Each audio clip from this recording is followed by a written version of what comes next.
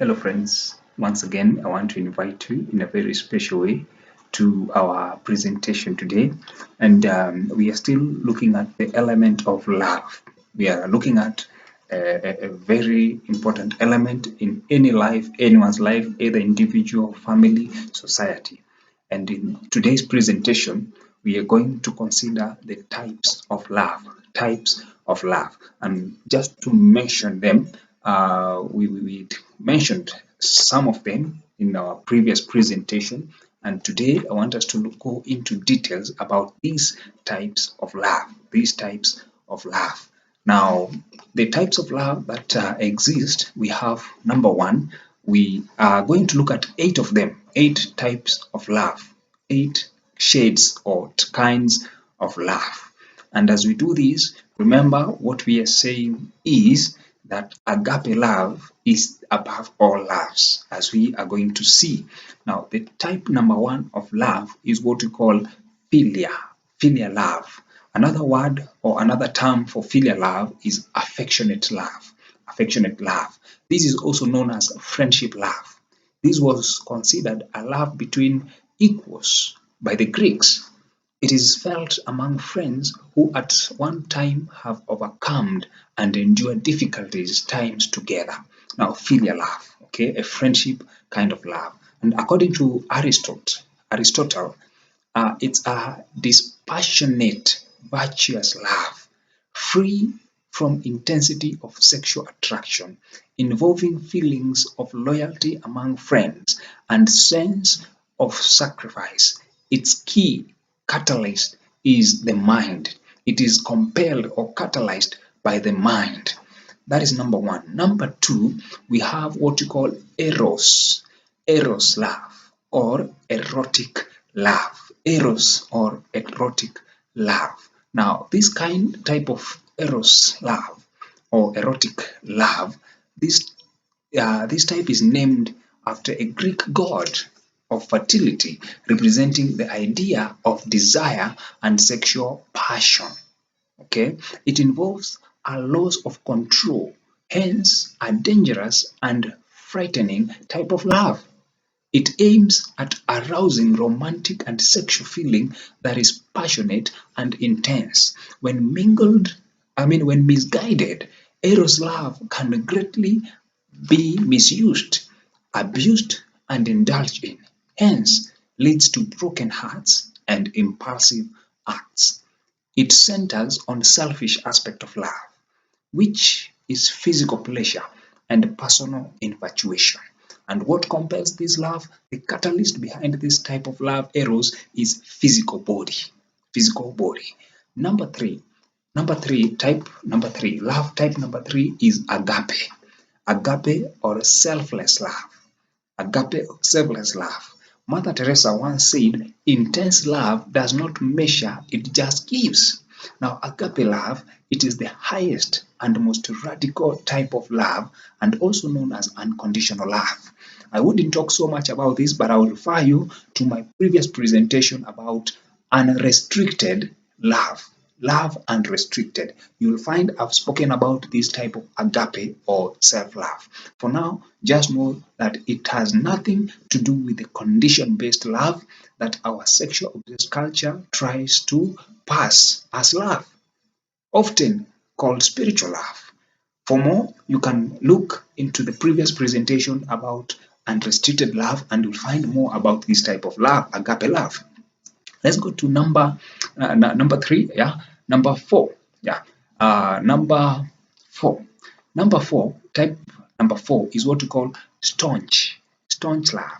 Storge, staunch love. Or you can also call it familiar love. Not family, but familiar. Familiar, familiar love. This type closely resembles philia. It is a love without physical attraction. It has to do with familiarity and kinship. It's a natural affection flowing between parents and children and vice versa. It is found in childhood friends later shared as adults. If those loved with this type of love are not supportive and are disagreeing with one's life path, then such love can be a hindrance and an obstacle to one's success. For example, if the family or significant other do not agree with one's intention of assisting the poor, then it poses an obstacle to the spirit and the heart of giving. You might have heard of in-laws who restrict their son or their daughter from sharing with other partners or supporting the relatives.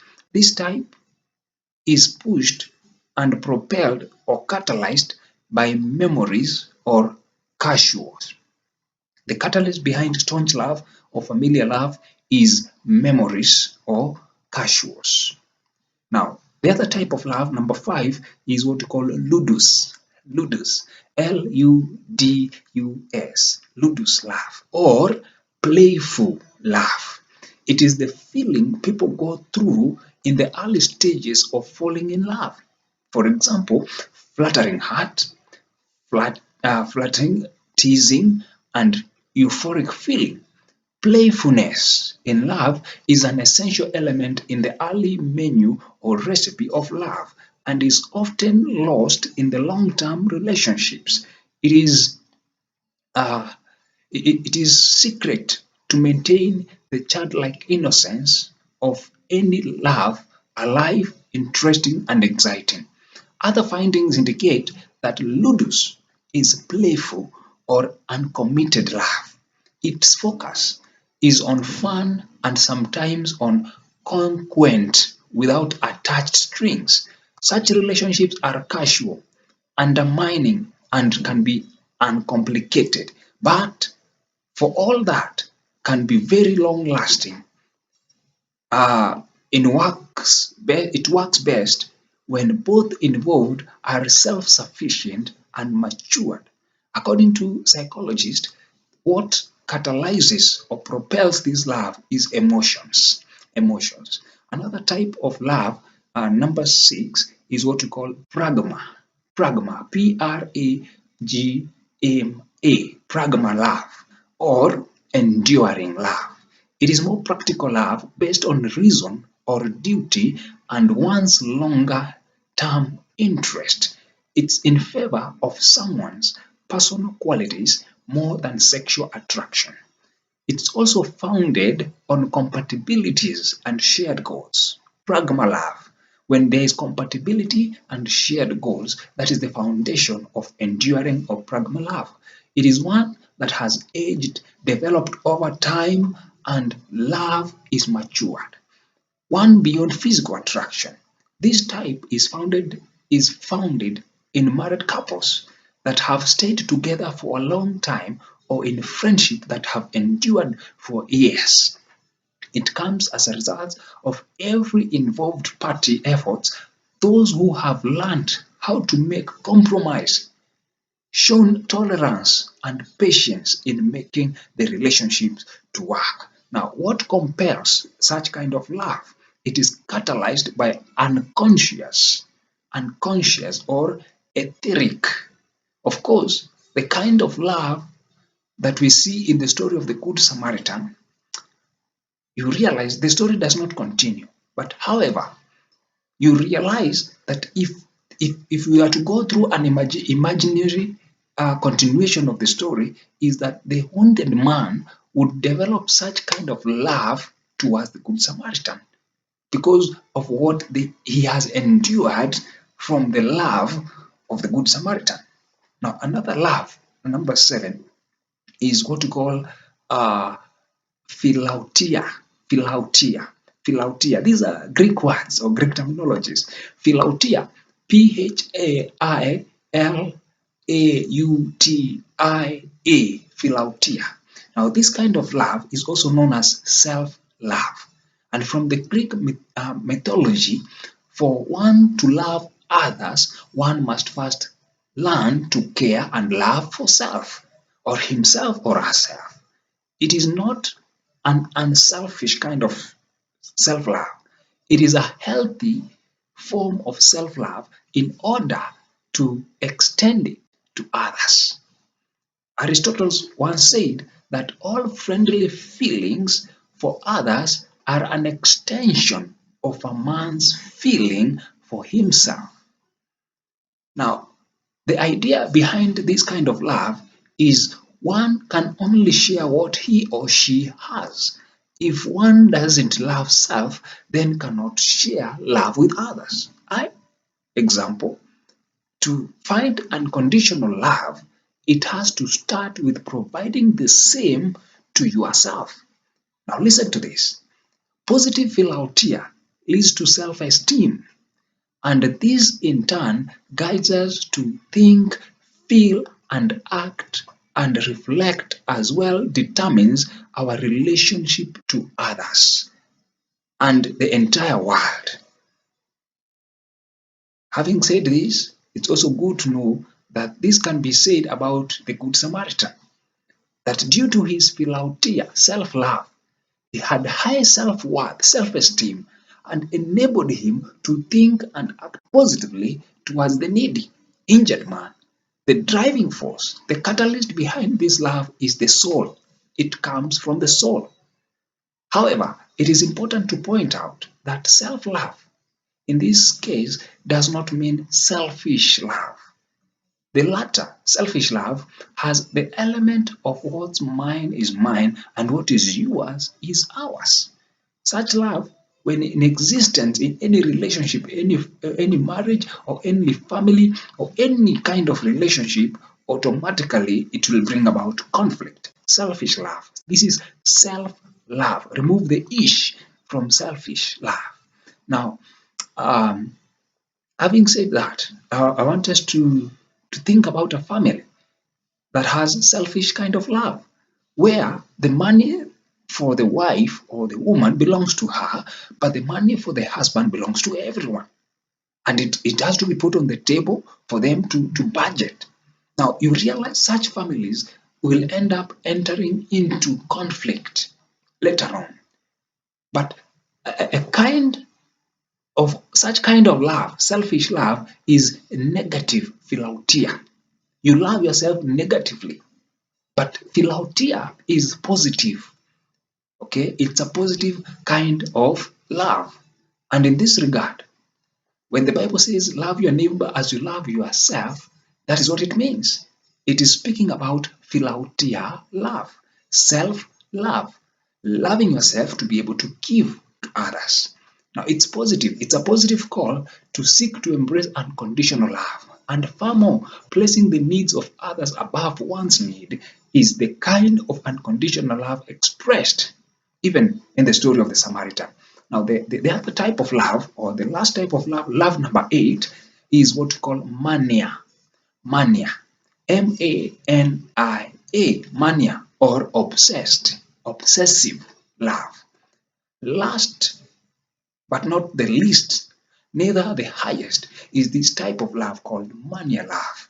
It occurs when an imbalance between eros, remember erotic, okay, an imbalance between eros love and ludus love exists. If you fail to balance between the erotic love and the ludus love, which is playful love, then mania love develops, which leads to a partner into a kind of madness and obsessiveness. Now, let us pause a bit. Have you ever thought of why people kill others? Yeah? Why? Why do people kill others? Yeah? People who have stayed together for quite a long time end up killing each other. What could be the reason behind such killings? Of course, mania love. Now, having said all this, I want to invite you in a very special way. I have written a book about the virtuous neighbor, and you can find all those types of love in this particular book of mine.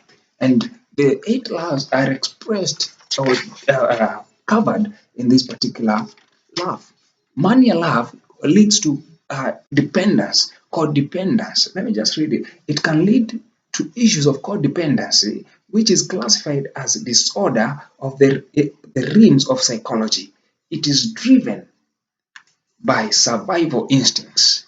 What catalyzes mania love is survival instincts. You want to survive regardless of whatever circumstances, and it is a dangerous kind of love.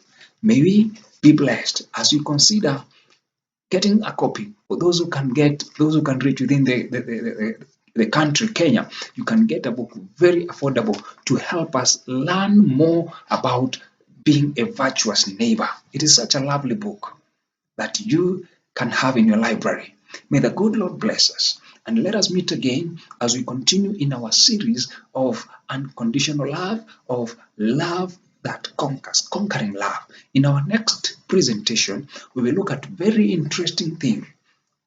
How do you lay foundation for a successful, continuous, successful marriage? Welcome.